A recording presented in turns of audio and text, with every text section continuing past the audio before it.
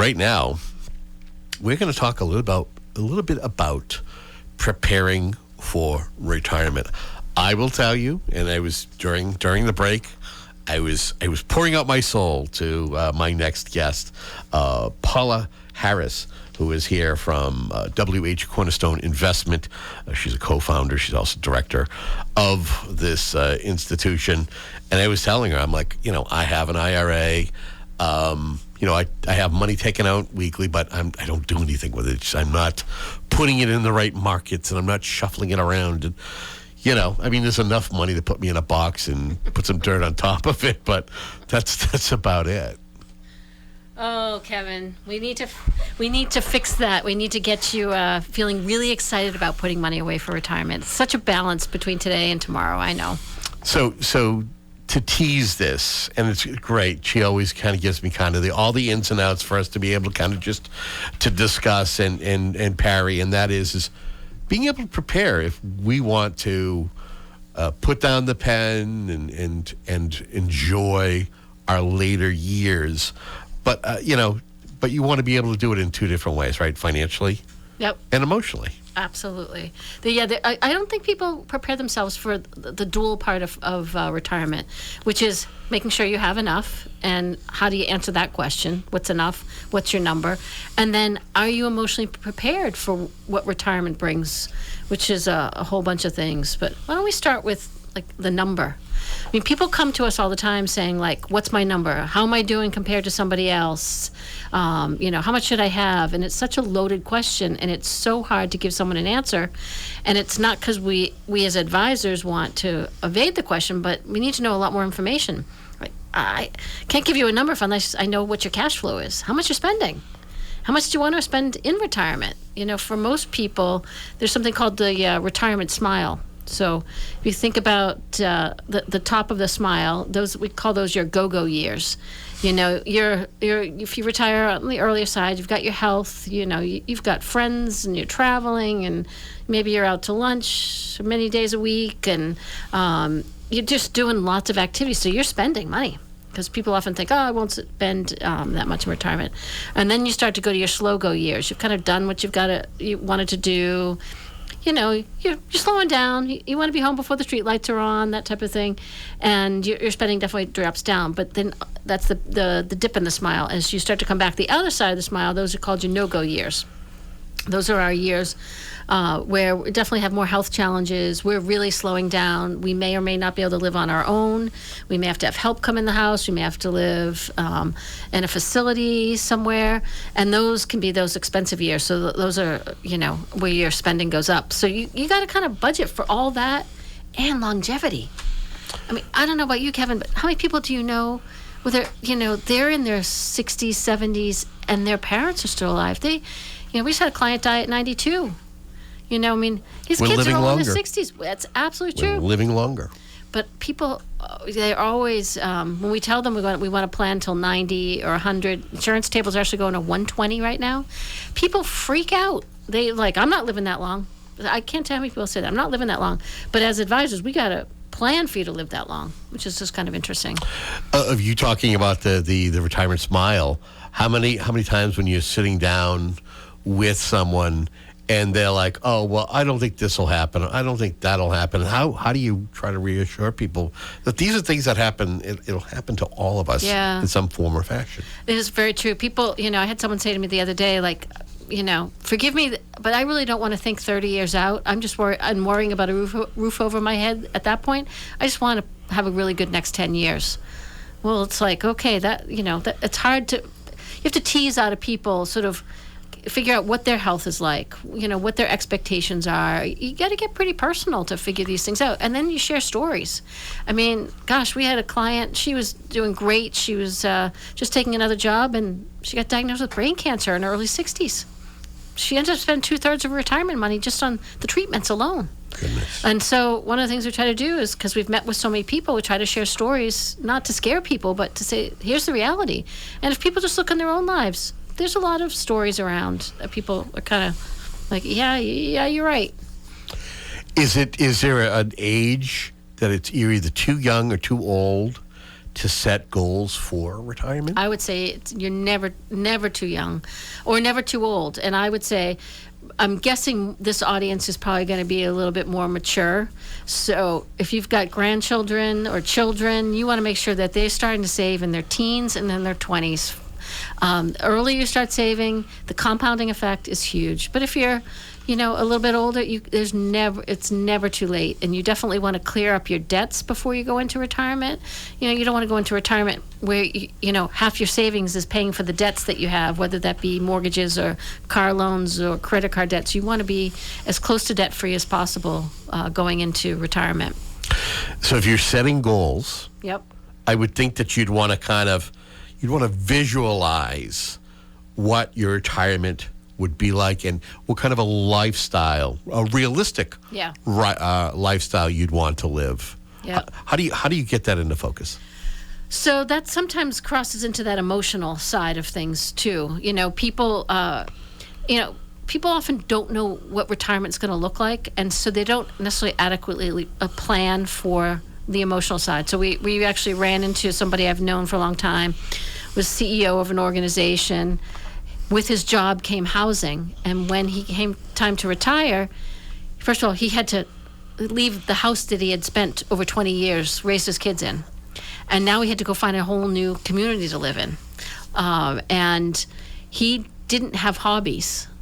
So he's like, what am I going to do? Because he worked all the time.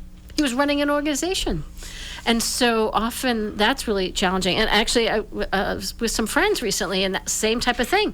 And the husband turns to the wife for social activities. And she's been doing her own thing for years. And she's like, there's a saying, I married you for breakfast, I married you for dinner, but I didn't marry you for lunch. Like, I'm not going to be your babysitter all day, your playmate. You got to have some other people to talk to, whether you go coffee, golfing, volunteering, be on boards. You've got to be prepared that you've got, if you promote a lot of these, this is often going to be men, so definitely women too, but you've got working 12 hours a day, you got to fill those 12 hours in some other way that's meaningful. And so when you start talking about visualization, do you want to be around people? Would you rather be out in nature? Do you want to still work? One of the greatest things, Kevin, is people, I think we think too much about this sort of absolute deadline of retirement. People usually say, I want to be retired at 65. Well, it's an artificial number. It is. Especially if you're going to live to 90, 95. How are you going to spend your time? So people get these numbers in their head, but I think if they can step back, all right, I've been working 40, 50, 60 hours. I'm going to cut back to part-time status. I'm going to go to 32 hours. I'm going to go to 20 hours. It's a gradual type Yes. of a thing. I like that. I think that allows you to still have some income coming in. You still get some benefits. We have a client, he's in his early 70s. He's just done that. He was down to 5 hours a month, but it was still meaningful. He was contributing. They needed his knowledge. And it was like, this is really great. So I think the more people start to think about stepping down into retirement, I think people will be a lot happier. That still allows you to travel. It allows you to go have the fun with your spouse or with your friends, whatever it is that's important to you. And again, if you're just tuning in, we are privileged to be speaking with Paula Harris with WH Cornerstone Investment. And we're talking about retirement. And some of you out there listening, you may or may not understood what we're doing so far, but here and there I'm asking questions regards to the financial planning side. And then the emotional, and Paula had said it when I had asked the last question about visualizing your retirement lifestyle. It's kind of the emotional side. As we're sitting here, we're looking at the different columns here. What would be the next one that you'd want to kind of choose? What column would you want to choose from? Yeah, I want to go back to where sort of started out. Like, people want to know what their number is. And so really understanding your cash flow is important. So, what do you have to spend money on? Whether that's insurances, mortgages, the commitments that you have that keep you safe and alive in this world. And then what do you want to spend your money on beyond that? We've had people come to us, with $25,000 a year travel budgets. Like, that's important to me. I want to do that. And but Kevin, way you may want to do retirement and the way I want to do retirement might be very different. You were talking about gardening earlier, and you're raising bees now. Like, you may say, like, that's where I want to spend my time, and that may not cost as much as taking $25,000 a year cruises around the world. Like, and you may be very content. And since you're growing so much of your own food, you're probably not going out to eat as much. So your retirement cost may be much less than the person who's like, going out 7 nights a week, I never cook, I never did, I never will.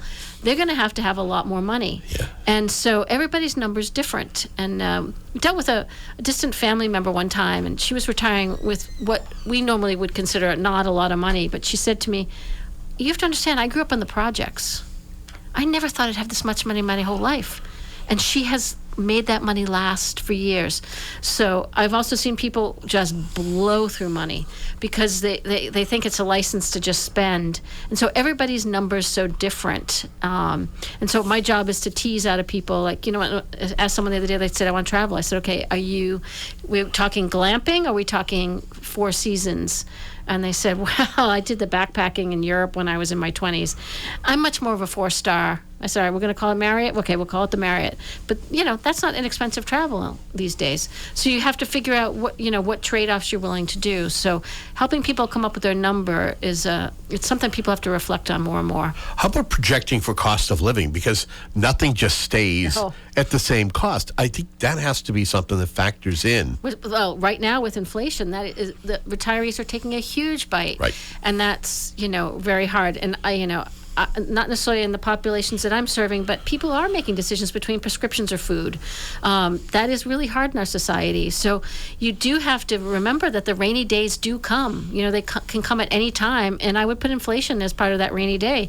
Where do you have to make those cuts in order to do things? And I was telling you, I had a couple that called recently that just had moved to New Mexico from Oregon. And they actually moved to cut their lifestyle expenses down because they needed to save some more money. And one of the couple is 62, the other 72, and she just went back to work because they got such a hit during the downturn in the markets. Very interesting. And staying with, I think if we want to stay with the money side of things, knowing where your money buckets are, where is that money coming from? Whether it's an IRA, are you counting on Social Security, yep, or another avenue? So one of the things when we're helping people plan for retirement, we want to make sure there are multiple buckets. So there's definitely, most people have some access to a retirement-related plan through work. So that would be your 403B, your 401k, your IRA. And so you want to make sure you're putting money in those. And you definitely want to take advantage of a Roth IRA if you can. But the traditional retirement vehicles, you're going to have to pay taxes at the end. You took a tax break now in order to get in there. So you have to be mindful that you don't want all your money coming out of a taxable account. So having money in your savings account right now, we want to make sure that you can take advantage of money markets and CDs, which are paying much more than they had many years ago. So you want to make sure you're able to get a little bit more interest that way. But you want to have a brokerage account, ideally, where you can take advantage of the growth that comes with stocks. And some people, real estate. You have real estate investments, and you maybe have a single family or 2-family that you rent out. That's another source of income. Because in retirement, you're going to want to withdraw from these different buckets. And we strive to get people to have as much in their Roth IRA as possible because it goes in after taxes, grows tax-free, comes out tax-free. Huge, huge benefit, especially when you're in retirement. Depending on how old you are, how important is it to assess your finances? Maybe you're somebody who's in their 30s, and maybe your financial status is really good and growing. Maybe you're somebody who's a little closer to that age, and maybe you're at the peak of your earning potential. How important is it to assess where you are financially when it comes to retirement? I think it's important all along. I think it's harder for people mentally to get their head wrapped around it when they're 20s and 30s. We just did a plan for a couple in their early 30s that want to be work optional by 45. which was kind of it's a buzz trend these days. And it wasn't they wanted to not work at all, but they didn't want to be on that fast-paced, hard-charging career. And so we helped them kind of think about how they could do it. And, Kevin, some of the byproducts of that were amazing. He wanted to really dial back work because he didn't get enough free time. He wanted to do things that he really enjoyed, being out more in nature.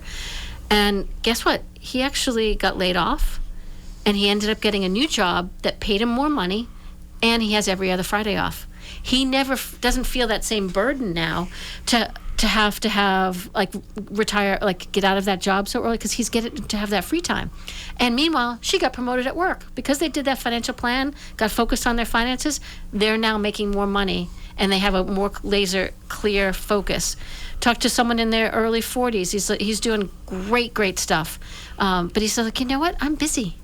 I need someone else just to watch it.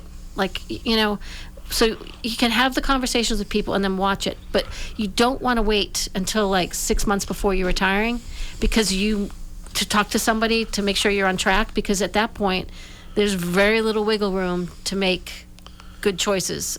We talked to someone years ago, and they decided just as they were going to retire, they were going to put a new bathroom, a new roof, and new landscaping at their house. Well, their cash flow, they're going to have to take all that money out of savings now instead of cash flow. So, you have to be wise. You have to be very wise. And timing is everything. Again, speaking with Paula Harris, WH Cornerstone Investment, and talking about retirement. We're talking about planning for retirement, talking about the emotional side of preparing for retirement. She's here with us just for it. I swear, when you come in, it just flies. It's because it's such a fascinating subject. It's fascinating because I can ask hundreds of questions on top of information that you are so great at providing me to be able to kind of for us to talk about this. You've kind of ticked down things about meaningful activities. If you are going to retire, easing into retirement. Something I think we should touch upon on the emotional side, and that is having this discussion with your loved ones, whether it's your spouse, it's your children, whether it's your siblings, if they're still alive, maybe your parents might still be alive, having that conversation. Yeah, I think having conversations are key. Share what your desires and wishes are with your loved ones. I always say you don't have to share the number. You don't have to tell people how much you have, but tell them what you want. How you want to spend time, where you want to live, and especially for those who are on the older side, get your kids involved. Let them know what's most important to you. Do you want to stay at home as long as you possibly can, or do you want to go live in a group setting? Do you want to? I always talk about, and I'm always talking about preparedness, and end of life is part of that too. How do you want to be treated at end of life? Do you want to be in hospice care? Do you want to have every possible treatment? Do you want to be buried in the ground? Do you want to be cremated? Do you want a church funeral? Do you want a memorial service? Like, all these things matter so much to people, and the pain is for the loved ones you leave behind. So give them the clear guidance and direction. That's just so important. As we just have about 5 minutes left remaining in our conversation here, is there one or two items that we want to make sure we leave, at least for our audience? Because again, you are going to be you've always been a reoccurring guest. You and your husband, Bill. Bill, if you're listening, I hope all is well. We're going to have you in here with Paula probably in the near future to talk more about this and talking about investing and investing smartly. But anything you want to make sure we touch upon before we close out our conversation? And I love being able to discuss this with Bill too, because we both come at things with such different perspectives. That's good. It's great. Yeah. It really is helpful. So I think kind of go back to the emotional side a little bit more. Please. Again is staying open to new possibilities, because just because you didn't like something in the past may not be how it will present itself in the future. Maybe you were at a point in your life you just were too busy to focus on it, but now you just love it. So, as you figure out your sense of purpose, how do you want to spend your days? How, especially if you were like a senior level person where everybody, needed you, it's going to feel very lonely when the phone doesn't ring. Or even if you were like, you loved people and you were in a service-oriented job. I actually ran into a woman, she used to own this restaurant, and she's now working for her sons. And they say, "Ma, just stay home and garden." She goes, "But I love people." She's a Greek woman. "I love people." And she came in and worked the breakfast shift. Sweet. Yeah. So you have to figure out what makes sense for you. And I think be kind to yourself, because it's a step back. You're gonna take a few steps forward and a few steps back, and you have to make sure that you you realize, like, this is a whole new world that you're figuring out. But the biggest thing, Kevin, stay mentally active. I'm on a personal mission to get people to stop watching that box of a TV, especially the news, which just sucks the life out of people. It kind of does. Yeah, and it makes your brain mushy. Go do the crossword puzzle. My mom's been doing puzzles lately. She's like having so much fun with it. Go talk to someone, read a book, but just don't spend your retirement days in front of what they call the boob tube. It just doesn't help. It's TV programming. They're programming you for what they want you to see and hear, rather than like you going out and figuring out what I want to learn, what do I want to be sharp about. So keep mentally sharp, really important. If my audience, Yes. any of this has touched them, if they feel as though they need additional guidance, they want to talk with you and or Bill, Yep. how can they find out more information and continue this conversation? Maybe they have questions that we may not have touched upon, Sure. but they want to talk to you about it. Sure. So easiest way to reach us is through our website, which is WHcornerstone.com. We are widely available on social media. You can follow us on LinkedIn, Facebook, Instagram. Love to help educate people. So welcome. You can get in contact with us through the website. So happy to do it that way. We're pretty easy to find. Most people say they kind of trip over us all over the South Shore. It's not a bad thing. No, it is not at all. It is not a bad thing. And again, I want to thank you for your time. Thank you for the knowledge that you have shared with the listeners. I think there are those who are tuned in and feel that this has been a very valuable segment. So thank you for sharing. My pleasure. Thank you for the opportunity. I love to help keep people inspired. Especially, I want more women to take active roles in their financial lives. Amen. Amen. All right. Paula Harris has been our guest.